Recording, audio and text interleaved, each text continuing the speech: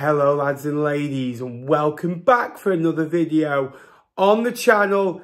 This weekend it is playoff fever. The League One playoffs get underway, and this week I sat down with four of the greats of League One and football content. We sat down with Barnsley's Callum Fowler. We sat down with Bolton's The Fanzone's Chris Dawson, my good friend and T-Lop companion Jack Ward Football Podcast, and we also sat down with Cape United Caiden as well.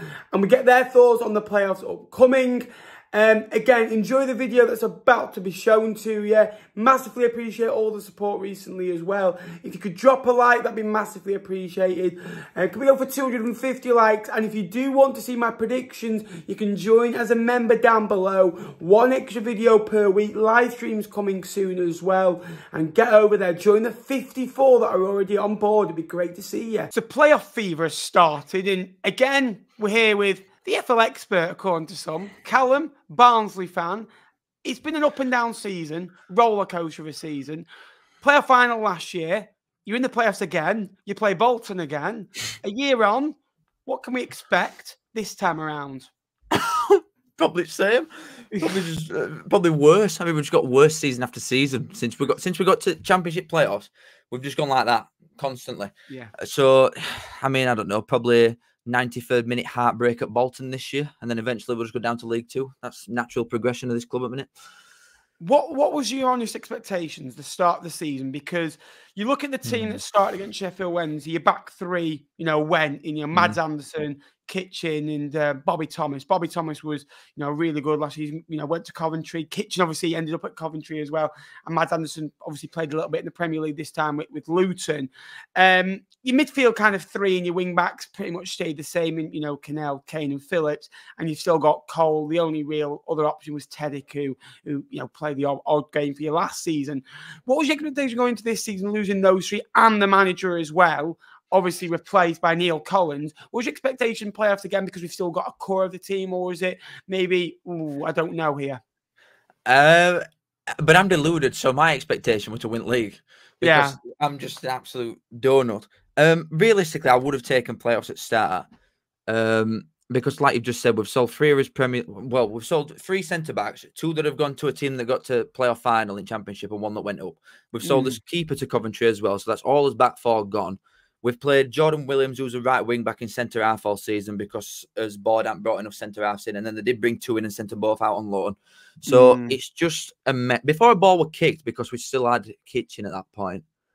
I thought autos, but I'm deluded. So yeah, you've got to delude yourself. Well, the main kind of core of your team, in my eyes, has always been that midfield. When you've got players like Adam Phillips and Herbie Kane, who can get the goals that they can get. Herbie Kane's got 9 goals this season. He only got 3 last season. And Adam Phillips, since that Charlton game, I think it's in 27 games, he scored 11 and got 7 assists. He didn't get anything in his first 15 games of the season.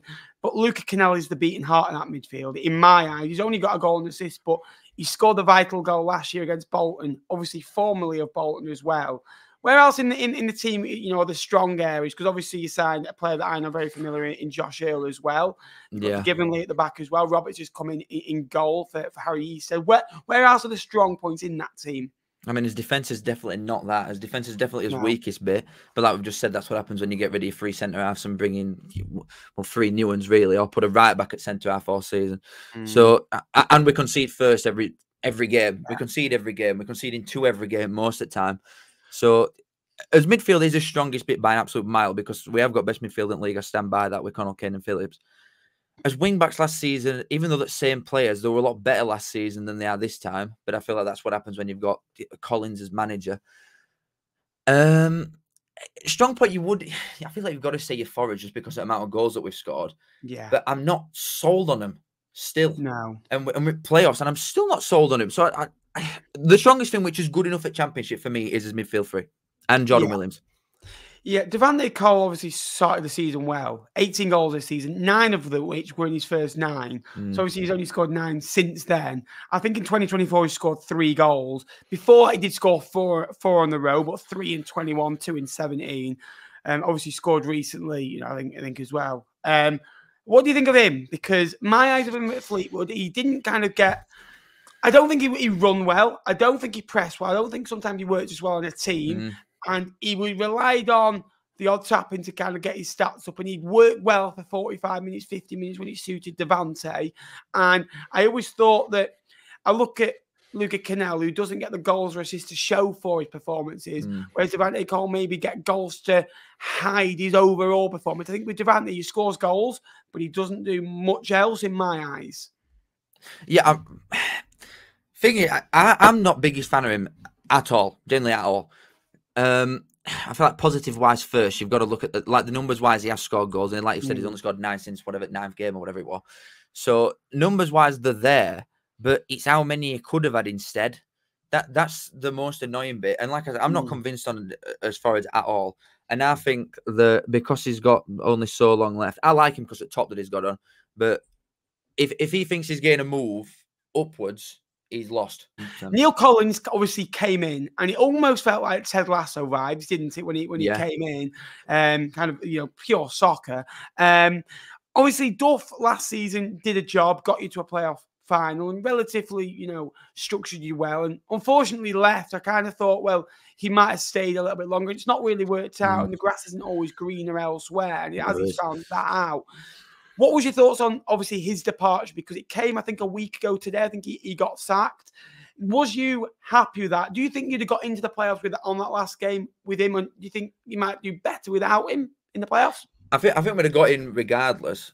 In fact, we were quite lucky that Lincoln didn't win. But we wouldn't have lost to Northampton, I don't think, even if he were there. I think they're not daft, though, as ball, because they've sacked him, and then the day after they sacked him, they announced early bird season tickets have extended for a month. So they've done it as like a PR move, but at the same time, it'd have been toxic and horrible against Northampton and in playoffs if we'd have had him in charge. We'd have had absolutely no chance of winning it with him in charge. I think even though we're playing the same football, him not being there and it being like disco instead, mentally fan-wise, he'll give us a bit more. Thing is, when I think about it too much, I don't like thinking about it. I just want to say, oh yeah, Barnsley are going to win, and not. You think you'll go to Real Madrid and get a point? Exactly, but no, I've just got to delude myself, because if I think too much about it, then I will say that Bolton will end up winning. People in general will just look at this and think Bolton are going to win. It's not going to be like a 3-0. They're both going to be really tight games. I think it'll go to penalties or something at their place, which also worries me because it'll be at their place. But yeah, really, really tight. We're definitely going to concede 100,000,000% in both games. So if we win at home, because we're better away as well. Yeah. If we win at home, I think we'll do it. Callum, one last question. Do you win the playoffs? Yeah. Right. Perfect. Come on then. We've gone from, we're awful. We're actually going to do this. Manager's awful. I got an open else chance. We're going to win playoffs. Yeah, of course we are, man. Of course we are. Absolutely. So hopefully get a bit more than the last playoff winners from the first kind of 15 games. If you do that, you've won, haven't you? Yeah, 4 points. So yes, we're here with Chris. We've heard from Callum from the Barnsley side. We're now here with Chris. Chris, we've met several times, and I've always enjoyed our chats. But one thing I always notice that you say, you're very pessimistic. That you're always, if Dion Charles has got the ball one-on-one, you're worried about the counter attack. That's kind of the vibe I've kind of got off it. But it's a big game. It's the playoff. You're playing Barnsley again. What is it? 9 or 10 meetings in the last kind of couple of seasons, with FA Cups, EFL Cups, playoffs, rearranged games as well. What's the feeling? 7 unbeaten, one loss in 12, I think it is. Which is Derby. Yeah. Yeah, and you're having to settle for the playoffs, but you're in them this time. The only difference is you're at home second. Yeah. I think it's all lined up really for it to happen. As you say, I'm normally Mr. Realism, Mr. Pessimism, Mr. Negative, but I think this time around it's happening. I've got supreme confidence in what we're going to do. I think you've conceded 15 more goals this year, but on the other side, you've scored 24 goals more. What has been the big reason for that? Have you been going a little bit more gun-ho, a little bit more front-footed, and then leaving yourself a little bit more exposed with good players, but not as up to the quality of, as we've seen this year, 2 Premier League players? No, definitely. And it's 2 key areas as well, obviously, between the sticks. Losing Traff was a massive thing, but getting Baxter in was equally massive. with his pedigree, and he's proven himself. And then obviously losing him to injury, ironically, against Barnsley was a massive loss. Dacres Cogley coming in for Conor Bradley. He's played pretty much every game.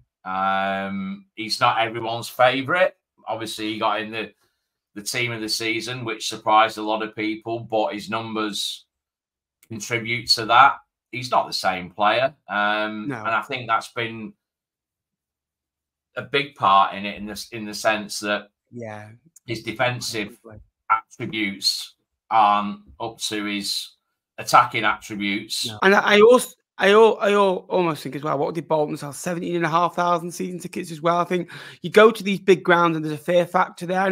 Has there been a change of optimism around the football club this calendar year?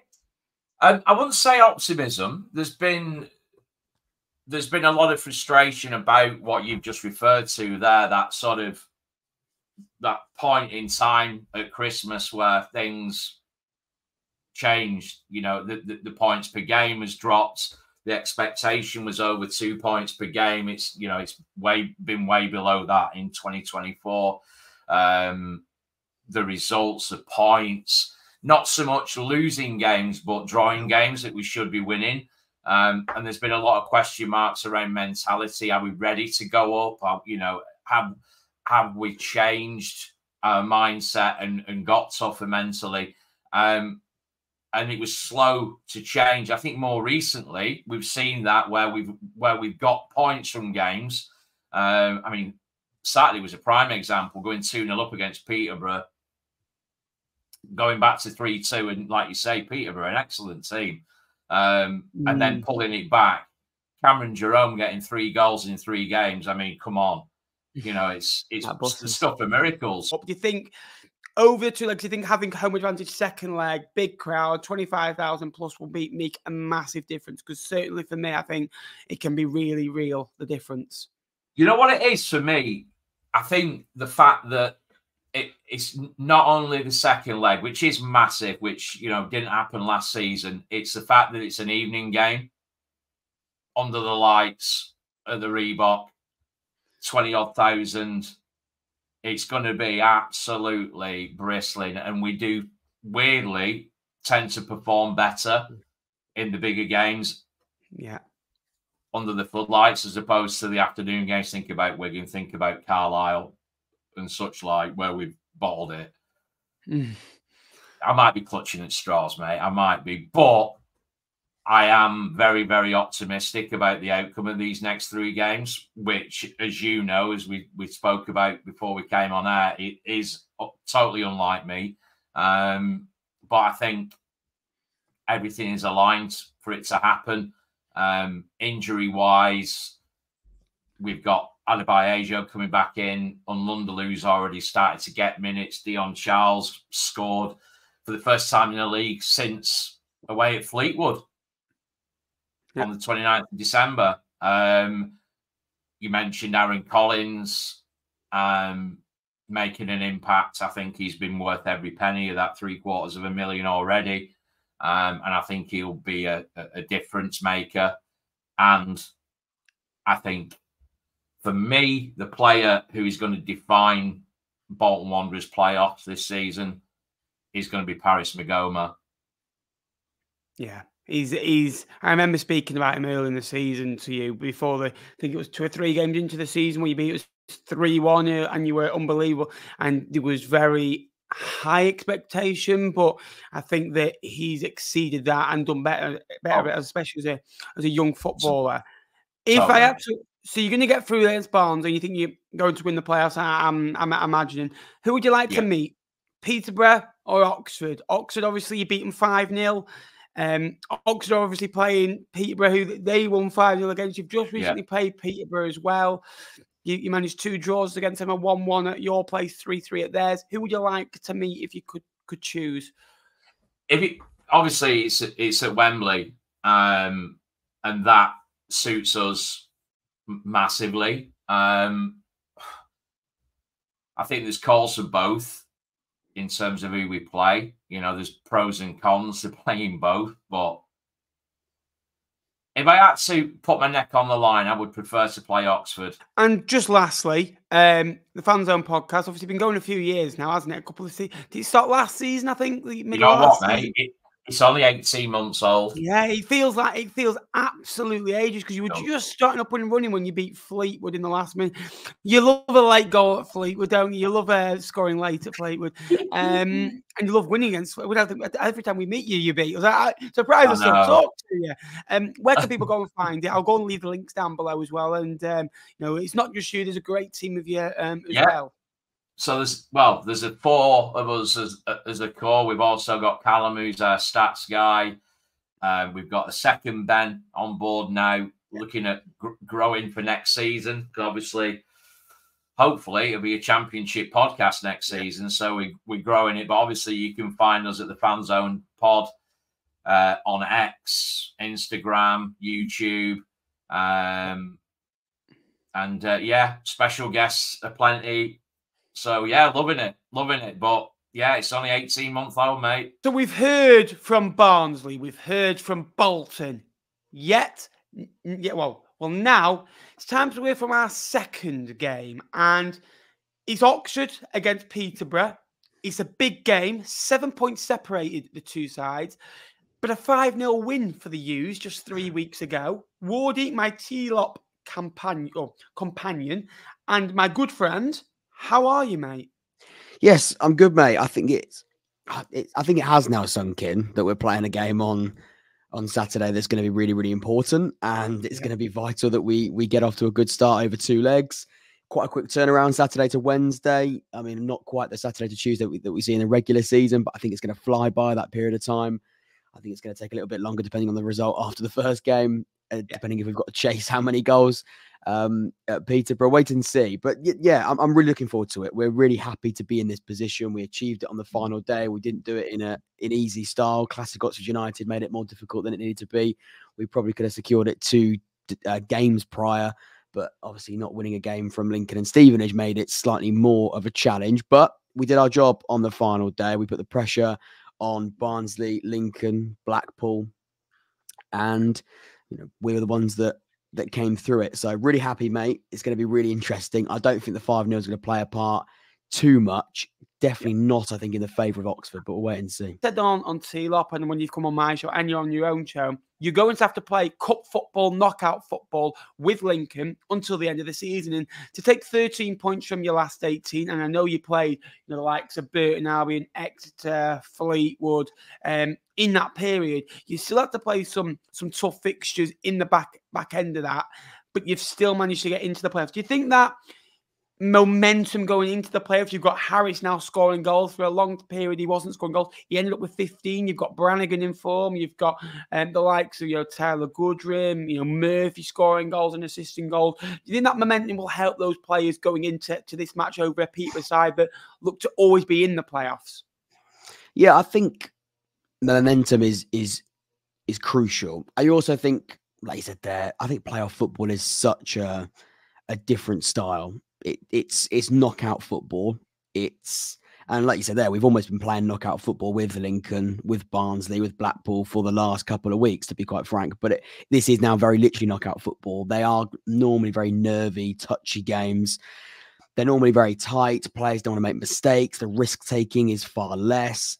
Managers, especially in the first legs, away teams tend to let's not play on the back foot, but they try and protect themselves. They know that they want to be able to win the leg at home in the second game. They are very, very nervy encounters. But like you say there, we're going into this with momentum. We're going into there with confidence. We know we've had to work to get to this position. I think, like you say there, Blackpool have been chasing something different. Barnsley are in a very, very difficult place. You don't quite know what you're going to get with Barnsley. They haven't been very impressive for quite a few weeks. But again, Barnsley would have learned a lot from last season, and they've still got players in that squad that were there last season. They would have learned from that. And ironically, they're playing Bolton as well, who also would have learned from that game too a year ago. And then Peterborough, who obviously we played a couple of weeks ago, but they also beat us quite heavily a few months before that. Dan Ferguson's a really, really good manager. He's somebody that's got out of League One before. So you trust that he's going to be very, very,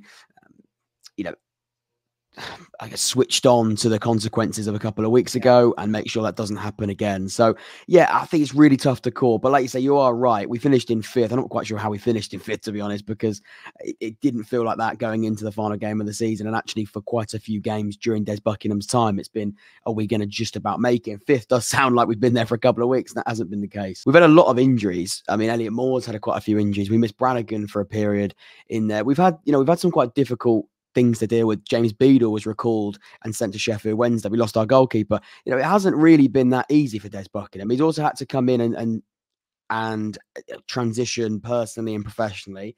He's been out in Asia. He's been out in New Zealand for the last couple of years, quite a few years now as a manager. He's never managed in England before. So you look at, I don't think you can look at this in as binary as he's joined at 2nd, we're now in 5th. I think there's far more to it. Would I have taken it? I think when Liam Manning left, there were sort of signs that this wasn't going to be quite as plain sailing. We were overachieving in a lot of metrics. He did a fantastic job. I'm not saying that Liam Manning was overrated or was doing something that we didn't quite appreciate. He was doing a fantastic job. We were overachieving. We were scoring far more goals than our chances did suggest. We were, I think we were probably playing and getting results, playing well, but probably getting slightly more points than our, I guess our statistics would suggest, the underlying statistics rather would suggest. So would I have taken 5th? Yeah, probably. I probably would have done. I think as well, Oxford fans are looking at last season and thinking that we only just stayed up. So you only just stay up and you finished in 5th. I mean, we were obviously mind blown that we were in a position where we were 2nd. But at the same time, I think you put a tweet out. We've had the most points difference compared to last season to this season. So I think we're very, very grateful. It hasn't been, I don't think it hasn't been smooth sailing. Des Buckingham has made mistakes. He's been learning on the job. We made mistakes last season, but the recruitment in the summer was fantastic. And, Liam Manning left at a very difficult point, and we had to appoint a manager that I think is definitely here for years to come, not so much a short-term appointment, but in this short term of this long-term appointment, he's got us in 5th. So yeah, I think I probably would have taken it, to be honest, Nappers.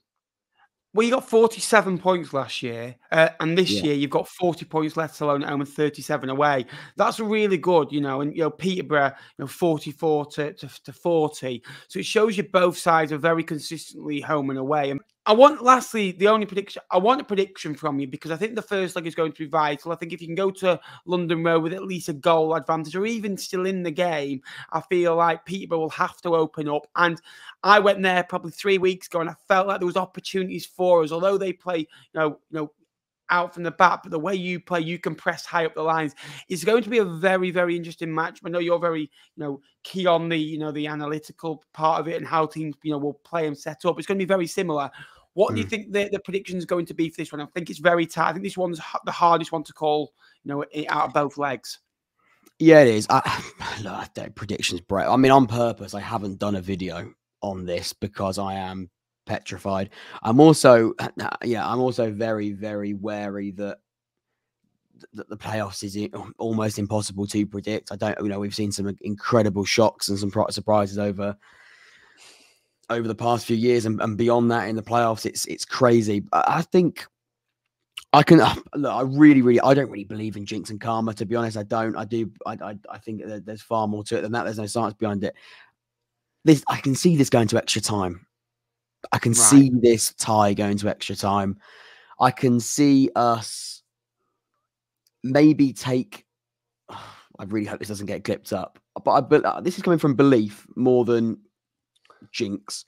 I think we'll win on Saturday, but I think we probably will lose on Wednesday and take it to extra time. And then obviously I think it's really difficult to call from there. If you're going to push me for a prediction and a winner of the tie, so far I've had both teams, Bolton and Barnsley, yet to speak to Peterborough. Peterborough's next. Right. They've all said they're going to win the playoffs. Are you going to follow that? Just remember, win the entire playoffs. Yeah, as in just remember a certain Lincoln fan thought they were going to win the playoffs, and they finished 7th. We're massive underdogs going into this. No, I don't think we. No, I don't think. I would, if I was a betting man, which I'm not, I wouldn't put money on Oxford United to win promotion in this current playoffs. I think this is horrible. I hate it. I hate predictions. So I think we're going to win the playoffs. I think it's naive to think we are. However, I really hope Oxford can. I hope Oxford go into this playoffs with a sense of course, you've got something to lose. We're not just here for for a little bit of fun. But I hope we go there knowing that the pressure isn't all on us, absolutely, and that we can express ourselves in a good way. And I think the best Oxford United will express themselves. Yeah. And teams that have gone into a playoffs with that ability to play freely tend to do pretty well. So, no, I don't think we're going to win the playoffs, and that's a crazy thing to say. I really hope we get a day out in Wembley. I don't think it's going to be a day out. I think if you get a day out in a playoff final, it's more than that. It's normally just a horrible visit that you don't know if it's a good one until the game is over. Wardy, before I let you go and plug your channel on the road to 10,000 subscribers. Yes, we are on the road to 10,000 subscribers, which is really cool. The Jack Wood Football Podcast on YouTube. I was going to plug T-Lop. T-Lop it's over for this season. So, but you can of course go back and watch all the content that we produced across that season on that League One podcast, available on Spotify and other audio platforms. But yeah, my personal is the Jack Wood Football Podcast. Lots of content coming in the next couple of weeks or so. Been very, very busy with lots of other things, but now the playoffs and the football does resume after that little break between the end of the season and the playoffs. We've got some really good stuff to do, and hopefully it can be made a little bit more enjoyable. Oxford can progress further, but yeah, very nervous for Saturday. Very excited for Saturday too as well. Going to the home leg, and yeah, I'm really looking forward to it. So 3 down, 1 to go. Caiden, big game at the weekend. Your boys, Peterborough United, go to the Kassam. Last time round in the playoffs, you had a great lead at London Road, and unfortunately, this is the reason you are still in League One. But a new mentality. Might be some of the same faces still at Posh, but there's a couple of new ones, and it almost feels like this could be your time. These group of young players who a lot of them may go on to not bigger and better things, but potentially could go and get bigger moves for their careers. How are you feeling for the game on Saturday evening?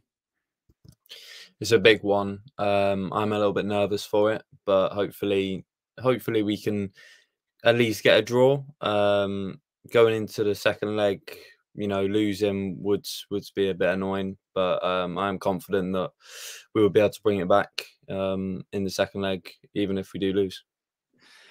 Yeah, a lot has changed at Peterborough for this season. Obviously, you're still that side that rely on the top players, your Mason Clarks with 14, your Poku's on 11, your Joe Randall's double figures as well. They've all got 7 assists, each as well. And then you've got the likes of JCH, who scored 9 goals and literally only starting 16 games this year, 0.52 goals per game. Your Kiprianu's, your Burrows has been excellent this season. Definitely, for me, has to be the first name in team of the season.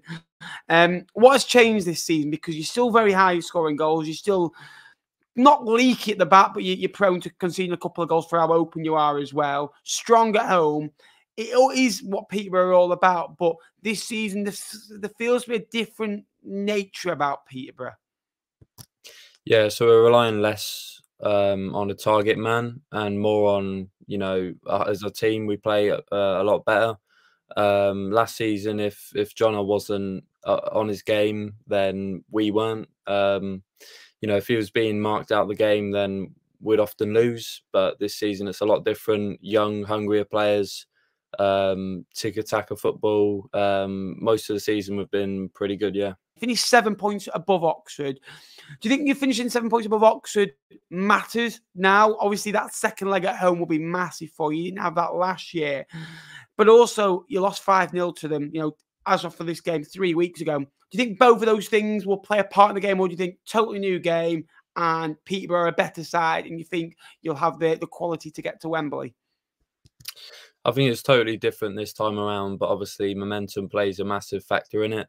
Oxford's had a really strong end to the season, whereas Posh were a bit on and off, especially once we confirm playoffs. But I'm confident that we can that we can beat them. Oxford's obviously you can't overlook them. Obviously, yeah, they did finish 7 points behind us, but obviously, yeah, they beat us 5-0. So let's see what happens this time around. What do you think happens? Worst case scenario for you that you don't go up. There's a lot of players that you think potentially could go and get Championship and higher moves potentially as well. I'm talking, obviously, we know Mason Clark is going to Coventry in the summer as well. And you know, very fortunate to have him back till the summer. And it was said he wasn't going anywhere unless you had him till the end of the season. Your Pokus as well. I think the likes of Cipriano, maybe Archie Collins, Ronnie Edwards, Burrows, potentially a Knight as well. Are you worried about those players leaving? Any more players leaving, you know, the football club if you are able to go up? Well, we're a selling club. We have been for the last 15 years now, at least. That's just how we do it. Really, we need to find ways of making money. It's a crucial part to the football club. If we do get rid of some of the strong players, I am quite confident that we can replace them well with either academy players or making signings from non-league. Yeah. So, just lastly, mate, on the game that is, what's your prediction for this Saturday? Do you think you'll come away with that vital point, or do you think you might, trail in the game and maybe come back? I think it will be quite high scoring. The last 2 times I've played them have been, quite entertaining games. So I'm gonna go 2-2. It's gonna be an interesting one for sure. And what about the second leg? Do you think you have the quality? Because at London Road this year, you've been brilliant. 44 points, at home. Obviously, you got 40 away, 84 points in total. But at home, just under 2 points a game. The highest goal scorers at home. Do you think you have the quality to turn an Oxford United team over? I reckon so. The second leg being at home is crucial. I'm gonna go 2-0 in the second leg. 2 second-half goals for Posh. Posh are unbeaten at Wembley. In our history, we've been there 4 times before. I'm quite confident if we do get to Wembley, I'd say. And just lastly, mate, as well, you are a Peterborough YouTuber that does, really good, content on the platform. Over 3,000 subscribers. Now, where can people go and find and give you a little boost to 4K? Caiden United on YouTube. Make vlogs for the games like you do, and yeah, would appreciate it if you subscribe. So thank you so much for watching. I hope you did enjoy it. What's your predictions? Who wins the playoffs? Go and subscribe to each of those guys down below as well. Some very, very good content across all of their channels as well. And yeah, thank you for all your support. Please remember to like and subscribe. You can join as a member still down below as well. And until next time, I will see you later. My predictions for the playoffs are down below as well. Enjoy.